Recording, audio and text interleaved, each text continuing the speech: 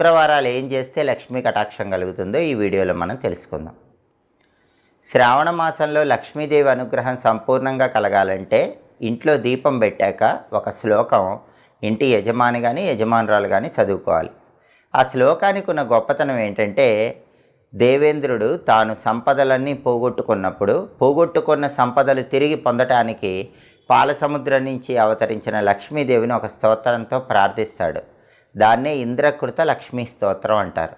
ఆ ఇంద్రకృత లక్ష్మీ స్తోత్రంలో ఉన్న ఒక అద్భుతమైన శ్లోకం శ్రావణ మాసంలో రోజు ఇంట్లో దీపం పెట్టాక యజమాని కానీ యజమానురాలు కానీ చదువుకుంటే లక్ష్మీదేవి శాశ్వతంగా అనుగ్రహిస్తుందని పద్మపురాణంలో చెప్పారు. ఆ శ్లోకం ఏంటంటే, నమస్తే సర్వలోకానాం జననీం అబ్జ సంభవాం శ్రియమున్నిద పద్మాక్షీం విష్ణువక్ష స్థలస్థితాం. ఇది శ్లోకం. ఈ శ్లోకంలో ఉన్న అర్థం ఏంటంటే, నమస్తే సర్వలోక